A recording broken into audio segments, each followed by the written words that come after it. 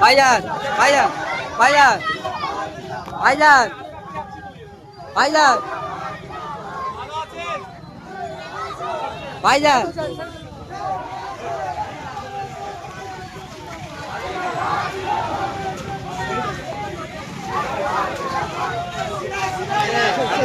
Phone করতে পারবে, phone করছে,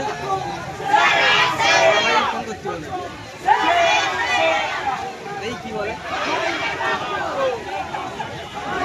হ্যাঁ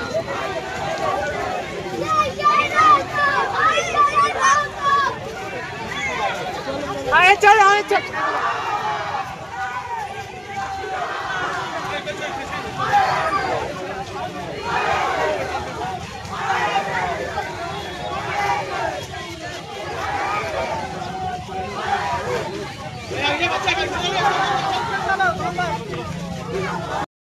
SIR নামে ভোটার কার্ড সংশোধনী নিয়ে একটা ভয় দেখানো হচ্ছে।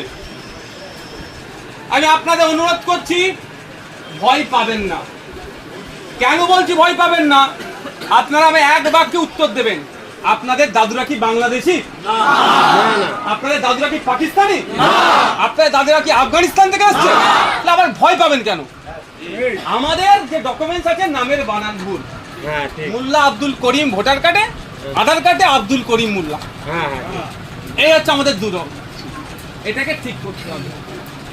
আমরা ভারতীয়, আমার দাদু দেশকে স্বাধীন করতে গিয়ে লড়াই করেছে আমাদের দাদুর সাথে একসাথে কাঁধে কাঁধ মিলিয়ে। সুতরাং আমরা ভয় পাবো না। 2002 সালে এই ধরনের সংশোধনী হয়েছিল, মাথায় রেখে দেবেন।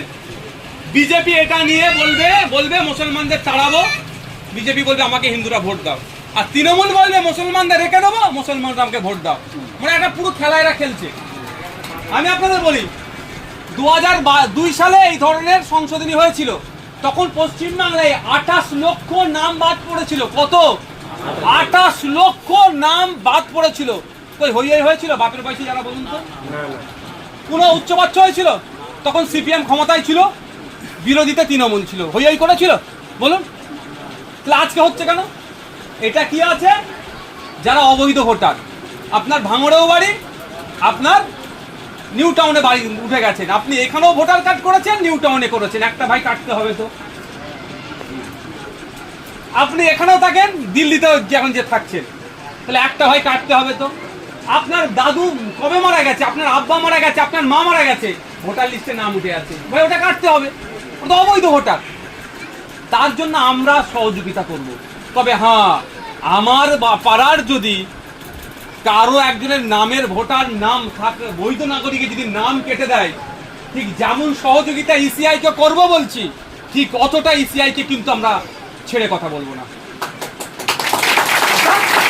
যদি আমার কোনো মায়ের নাম কেটে দিয়েছে ভোটার লিস্ট থেকে, তাহলে আমরা তার জন্য লড়াই করবো, ওর ডকুমেন্টস নেবো, তাহলে অবৈধ নাগরিক। আর যদি এর পাড়ায় অবৈধ না ভোটার কেউ ঢুকে থাকে, মরে গেছে, দু জায়গায় থাকে, আমরা তাকে ধরিয়ে দেবো অফিসারকে যে ওই এটা অবৈধ ভোটার। প্রয়োজনে আমরা কি করব, সে যে মারা গেছে তার নামটা অফিসারদের দিয়ে দেবো।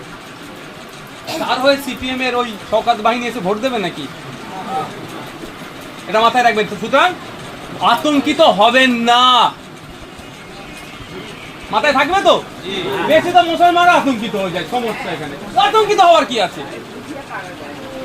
আতঙ্কিত হওয়ার কি আছে? একটাই ভাই আমার উত্তর, যে আমার দাদু দেশ স্বাধীন করার ক্ষেত্রে লড়াই করেছিল, আপনার দাদু লড়াই করেছিল, ভয় পাওয়ার কি আছে? কিন্তু হ্যাঁ, ডকুমেন্টসে যেটা আপনাদের গন্ডগোল আছে, নামের বানান ভুল, এটা আমি দায়িত্ব নিয়ে বলতে পারি।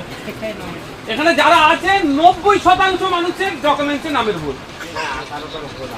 এবার আপনাদের একটা কথা বলি, আপনারা যে এখানে এই যে এই মহল্লাতে আছেন, এই যে মহল্লার কথা বলছেন, সব দাদুর দেওয়া জায়গা তো নাকি? যত পুরাতন মহল্লা তত পুরাতন দাদুর দেওয়া জায়গাতে। দাদুর দেওয়া জায়গাতে চাচার খাঁচের পানি ভাইপোর উঠুন দিয়ে যাচ্ছে বলে মামলা বারাইপুর কোর্টে করেছেন। বোঝানোর জন্য বলছি, কিসের ভিত্তিতে করেছেন, মামলাটা কেন হয়েছে, কাগজ আছে তো, নাহলে মামলা গ্রান্টেড হবে? দলিল পর্চা আছে বলেই তো মামলাটা হয়েছে। ওই দলিল পর্চাই তো আপনি ভারতীয় প্রমাণ, তো টেনশন নিচ্ছেন কেন? তো শুধু গুলিয়ে দিচ্ছে। হ্যাঁ, 2-4টে বিজেপি বদমাইশি করেছে, যেটা আমাদের মালদার আমির শেখকে কাগজপত্র থাকার পরেও ওপারে ফেলেছে। ওটা আমরা আইনি লড়াইয়ের দিকে যাব না। আমরা অপেক্ষা করছি রাজ্য সরকার কি করছে।